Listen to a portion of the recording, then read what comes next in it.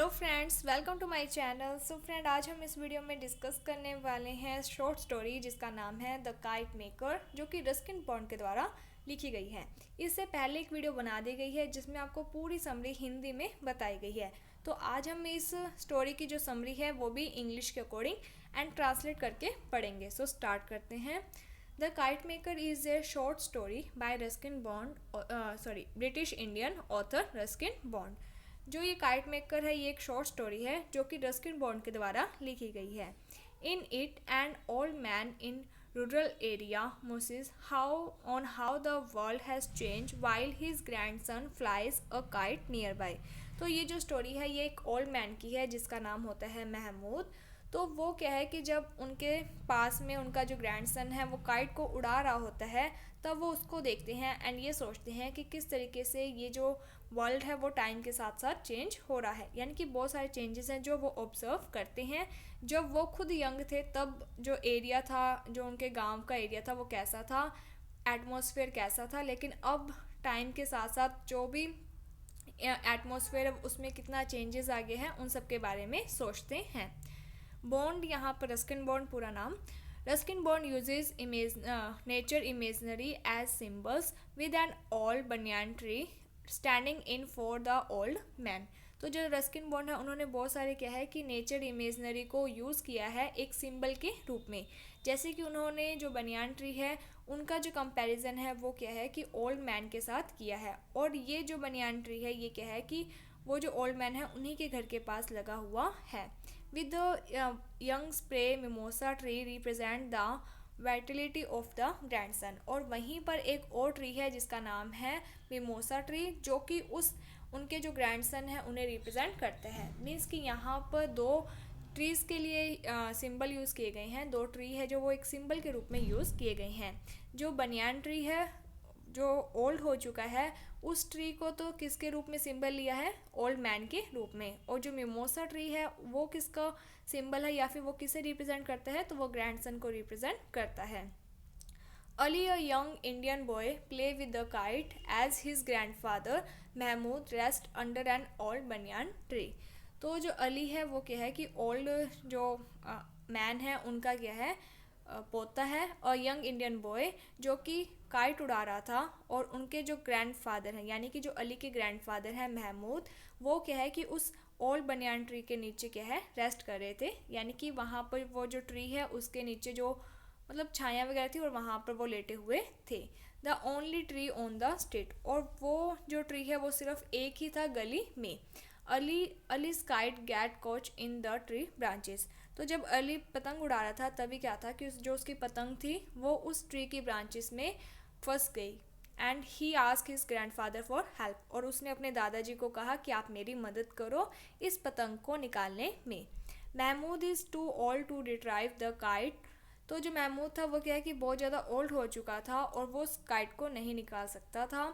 और teach Ali to fly it properly, और वो इतने ओल्ड थे कि ना तो वो उसे काइट निकाल कर दे सकते थे पेड़ से और ना ही क्या है कि उसे काइट उड़ाना सिखा सकते थे। But he make him another kite, लेकिन उन्होंने अली के लिए, अपने पोते के लिए क्या है, एक दूसरी काइट बना दी। Ali promise not to lose this one and goes off to fly it. तो जो अली है वो अपने दादाजी से प्रॉमिस करता है कि वो अब इसे नहीं खोएगा और वो वहाँ से चला जाता है पतंग को उड़ाने के लिए। Mahmood sit under the banyan tree. जो महमूद है वो भी अभी क्या है बरगद के पेड़ के नीचे लेटे हुए हैं। And think of his former profession as a master kite maker, और वो अपने जो फॉर्मर प्रोफेशन यानी कि जो उनका काम था उसके बारे में सोचते हैं, क्योंकि वो एक मास्टर थे काइट मेकर, यानी कि काइट बनाने में वो बहुत ज़्यादा निपुण कुशल थे। इन द ओल्डन डेज, पहले के समय में, यानी कि जब वो यंग थे, ही रिमेंबर्स, वो याद करते हैं, grown man happily flu kites, कि जो लोग थे वो क्या थे कि उनको काइट वगैरह उड़ाना पसंद था। There was more open space then, और वहाँ का जो एरिया था गांव का, वहाँ पर क्या है कि बहुत सारा ओपन स्पेस यानी कि बहुत सारी खाली जगह भी थी। And less hustle bustle in the town, इसके साथ ही जो टाउन है वहाँ पर भीड़ भड़का भी कम था। Man would compete against each other and bat on the outcome, इसके साथ ही जो मैन है वो काइट उड़ाने की क्या है मतलब कंपटीशन वगैरह करते थे एंड बैट लगाते थे कि क्या रिजल्ट निकलेंगे। Even the nawab of local village chief train would come to watch. यहाँ तक कि जो नवाब था वहाँ का, लोकल विलेज का, वो भी आते थे काइट उड़ाते हुए, जो बैट लगती थी उनको देखने के लिए। When he was a kite maker, जब वो एक काइट मेकर था, महमूद हैड बीन नोन, जो महमूद है वो क्या है कि काइट मेकर के रूप में जाने जाते थे, and reward for he skill, यानी कि काइट बनाने में वो बहुत ज़्यादा कुशल थे, जिसके कारण उनका उस एरिया में बहुत ज़्यादा नाम था। Once he had built a spectacular kite for the Nawab, तो एक बार उन्होंने नवाब के लिए भी एक स्पेशल काइट बनाई। One that look like a dragon in the air, जो कि क्या है कि आसमान में एक ड्रैगन की तरह दिखाई देती थी। That kite was too difficult for even Mahmood to fly, तो वो जो काइट थी उसको उड़ाना बहुत ज़्यादा मुश्किल था, यहाँ तक कि महमूद के लिए भी उस काइट को उड़ाना बहुत मुश्किल था। So he made the Nawab a prettier easy one, तो उसने क्या किया कि नवाब के लिए एक और काइट बनाई जो कि उससे ईजियर थी उड़ाने में। महमूद मोसिस ऑन जस्ट, यहाँ पर आप थिंक वर्ड का भी यूज़ कर सकते हो, तो Mahmood think on just how much has change since then, कि कितना ज़्यादा चेंज हो चुका है तब से अब तक में। The nawab is dead, nawab की डेथ हो चुकी है, and his descendants are ordinary people, और उसके जो डिसेंडेंट्स थे वो अब सामान्य लोग हैं, जस्ट लाइक महमूद की तरह। मीन्स क्या वो भी क्या है कि ओल्ड हो चुके हैं।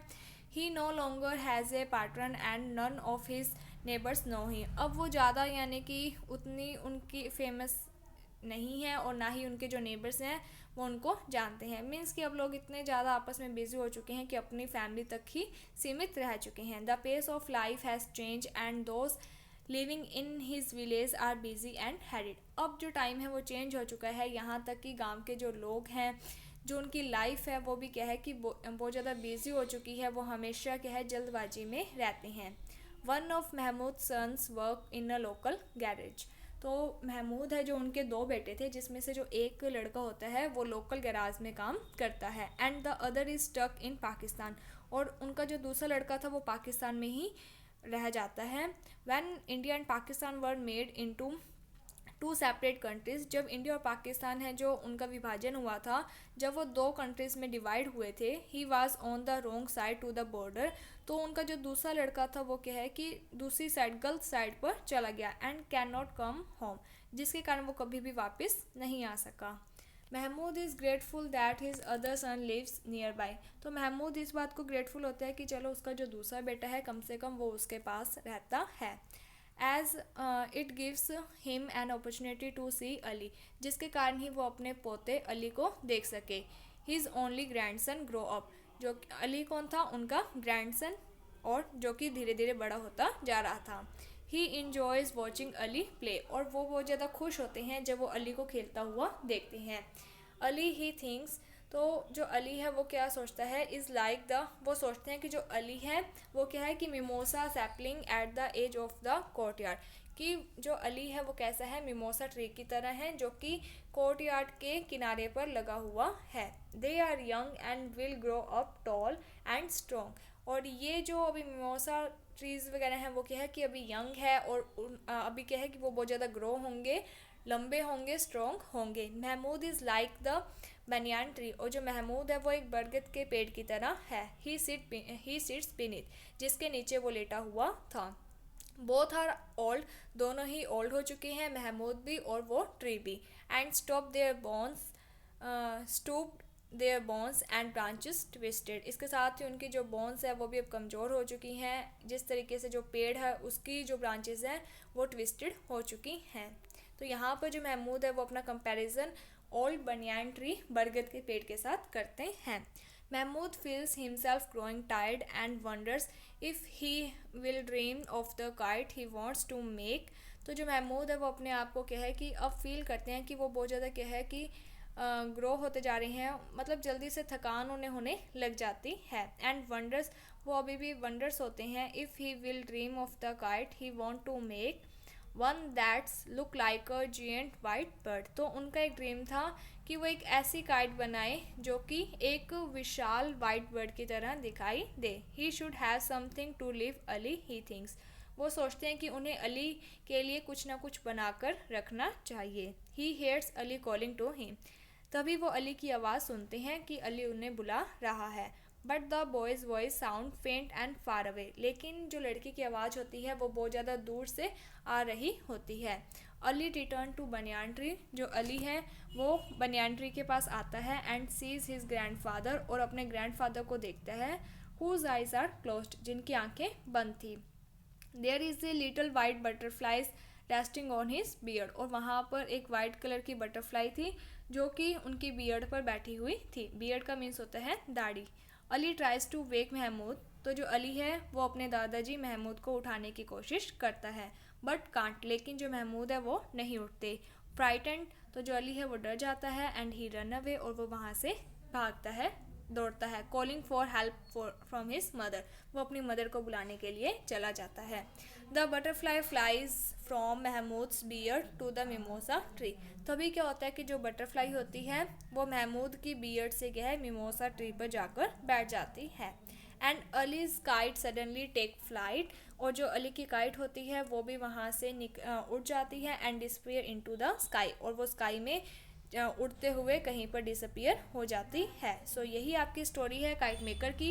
होपफुली आपको समझ में आ गई होगी। किसी भी प्रकार का कोई डाउट है तो आप हमें कमेंट सेक्शन में बता सकते हैं, आपका डाउट दूर कर दिया जाएगा। एंड इसके साथ ही अगर आपको किसी भी टॉपिक से रिलेटेड वीडियोस चाहिए तो आप मुझे कमेंट सेक्शन में बता सकते हैं। Thank you friends for watching my video. Thank you.